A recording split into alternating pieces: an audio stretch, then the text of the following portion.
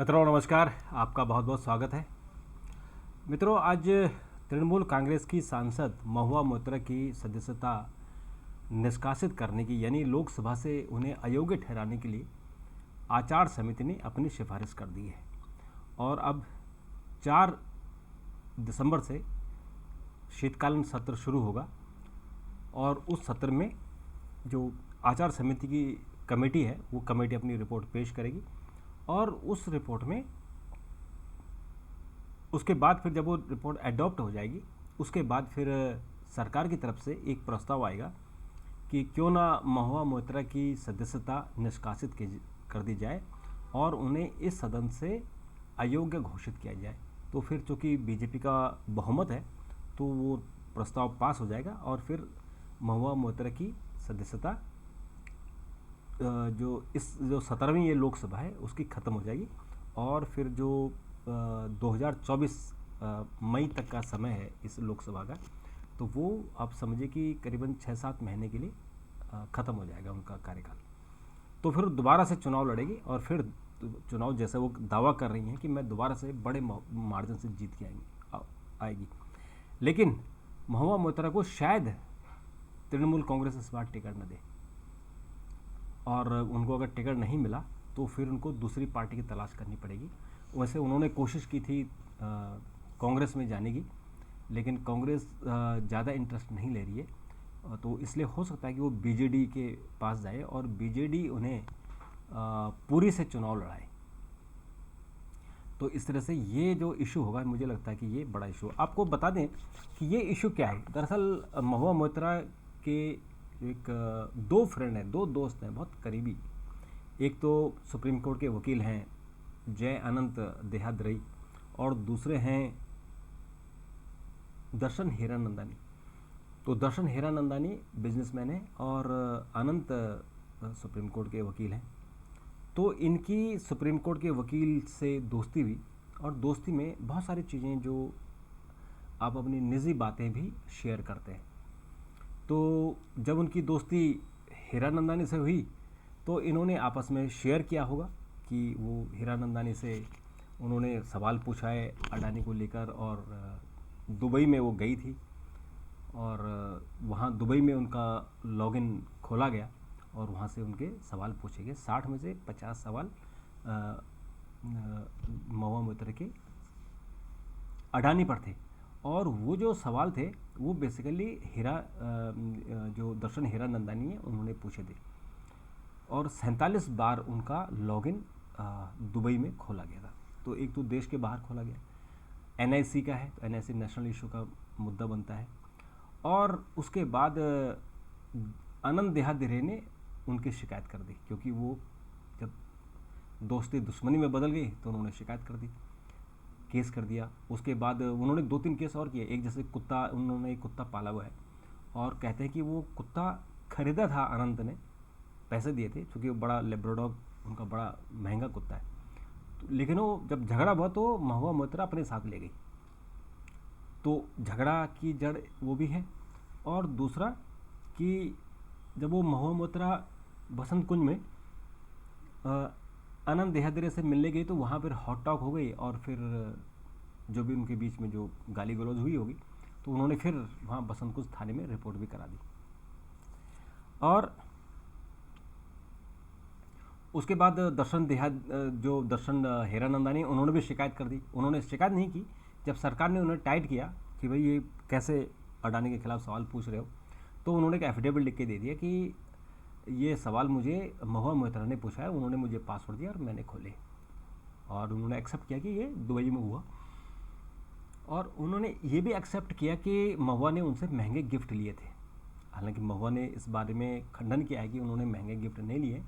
उन्होंने गिफ्ट के तौर पर एक स्कार्फ दिया था और कुछ लिपस्टिक वगैरह दी थी। तो और उन्होंने कहा कि अगर कैश किसी ने दिया है तो प्रूफ करके दिखाए। सब बातें हुई है।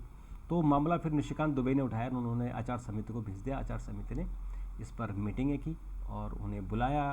फिर वो मीटिंग में निजी सवाल पूछे तो वो बिदक गई और उसके बाद कमेटी ने अपने जो रिकमेंडेशन है वो आज उन्होंने जो मसौदा रिपोर्ट थी वो एक्सेप्ट कर ली और 15 सदस्यों में से 10 आज हाजिर हुए थे। जिसमें से 6 ने रिपोर्ट के पक्ष में वोट डाला और 4 ने अपोज किया। और जो 6 हैं उसमें एक कैप्टन अमरिंदर सिंह की पत्नी भी हैं और उन्होंने सरकार के पक्ष में यानी बीजेपी के पक्ष में वोट डाला। और अब आनंद देहादेरी को महुआ मोइत्रा की निष्कासन की रिपोर्ट पेश हो गई है। और अब 4 दिसंबर से 22 दिसंबर तक संसद का सत्र होगा और उस सत्र में फिर महुआ मोइत्रा की सदस्यता ख़त्म करने के लिए प्रस्ताव आएगा जो हो जाएगा। तो ये अब इस पर जो बहस होगी वो बहस मुझे लगता है कि जब ये संसद में आएगा लोकसभा में तो उस पर चर्चा होगी। लेकिन एक जनरल चर्चा शायद होगी कि क्या उनकी सदस्यता जानी चाहिए, क्या उन्होंने किसी से मदद ली सवाल पूछने के लिए, तो क्या और अभी अपने मित्र से, तो क्या उनकी सदस्यता जानी चाहिए। ये सब सवाल होंगे जब कभी इसके जवाब आएंगे। और दोस्तों उसके अलावा आज की एक और खबर है इसी से रिलेटेड कि जनप्रतिनिधियों के मुकदमे हैं उनको शीघ्र निपटाएं, ये सुप्रीम कोर्ट ने कहा है। और उन्होंने हाई कोर्टों से कहा है कि जो एमपी एमएलए कोर्ट है उनकी निगरानी हाई कोर्ट खुद करे, क्योंकि कभी कभी जो एमपी एमएलए कोर्ट है, जो ट्रायल कोर्ट है, वो डिले कर देते हैं, तो इसलिए मत करो।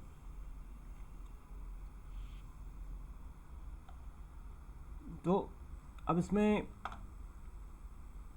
अब ये हाईकोर्ट अगर जल्दीबाजी करते हैं, और जल्दीबाजी नहीं मतलब केस की सुनवाई को फटाफट करें, क्योंकि एमपी एमएलए कोर्ट में जल्दी जल्दी सुनवाई होनी चाहिए और जल्दी उसका फैसला आना चाहिए।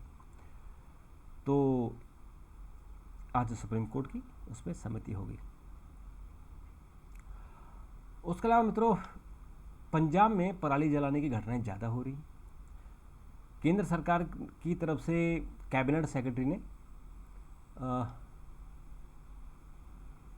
जब सुप्रीम कोर्ट ने कड़ा निर्णय लिया था, कड़ा डिसीजन दिया था, तो उसके बाद सरकार एक्टिव हो गई और कैबिनेट सेक्रेटरी ने पंजाब, हरियाणा, उत्तर प्रदेश और राजस्थान के चीफ सेक्रेटरी को बुलाया था, दिल्ली के चीफ सेक्रेटरी को बुलाया था और उन्होंने कहा था अब इसको ख़त्म कैसे करना है पोल्यूशन को। तो उसमें ये हुआ कि पंजाब की तरफ से 93% जो पोल्यूशन है वो पराली जलाने की घटना है वो पंजाब में हो रही है। तो उसको उन्होंने कहा कि डीएम, डीसी, एसएचओ इनकी ड्यूटी लगाओगे, कोई भी पराली न जलाए, अगर कोई जलाएगा तो ये रिस्पॉन्सिबल होगा।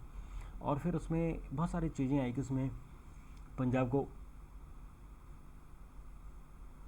करीबन 1500 करोड़ रुपये जो पराली को जलाना न पड़े उसका डिस्पोजल कैसे हो, उसके लिए 1500 करोड़ रुपए दिए हैं। और उसके अलावा उनको करीबन 1,20,000 जो थ्रेशर जो मशीनें होती हैं जिससे पराली को काटा जाता है वो भी उनको दी हैं। उसके बावजूद पराली जलाने की घटनाएं ज़्यादा क्यों हो रही, तो इसलिए कैबिनेट सेक्रेटरी ने आज मीटिंग की थी। और मित्रों 8 भारतीयों की मौत की सज़ा के खिलाफ अपील हो गई है और कतर की एक अदालत ने जो पिछले महीने उनको जो नौसेना के पूर्व सैनिक हैं उनको 8 को मौत की सज़ा सुनाई थी। तो आज जो विदेश मंत्रालय के प्रवक्ता हैं अरिंदम बागची, उन्होंने कहा कि भारतीय दूतावास को मंगलवार को बंदी भारतीयों में से एक बार फिर राजनयिक पहुंच प्रदान की गई थी और उन्हें कानूनी और राजकीय सहायता उपलब्ध कराई गई। तो ये मुझे लगता है कि बहुत सरकार को बहुत ही इसमें स्टैंड लेना चाहिए, क्योंकि उन पर जो आरोप लगाए जा रहे हैं वो सरासर झूठ है। उनको कहा गया कि अब जासूसी कर रहे हैं, इजराइल के लिए कर रहे हैं, इस तरह की बातें, जबकि ऐसा कुछ है नहीं। ये सुनने में आ रहा है कि जो बिज़नेस राइवलरी है उसके कारण ये हुआ है, क्योंकि बिज़नेस जो लोग कर रहे हैं वो कंपनी जिस कंपनी में काम करते थे उसके विरोधी कंपनियों ने उनको फंसाया है। और मित्रों इसके अलावा आज अयोध्या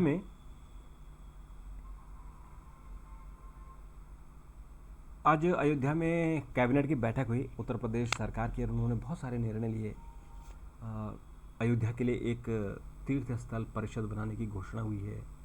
एयरपोर्ट से लेके म्यूज़ियम से लेके मंदिर म्यूज़ियम बनाना और उनकी सड़कें लेके उनकी बहुत सारी चीज़ें के लिए निर्णय लिए गए। ताकि अभी 11 तारीख को जो दीपोत्सव होगा उसका एक नज़ारा वहाँ पे सुंदर से देखने को मिले। और उसके अलावा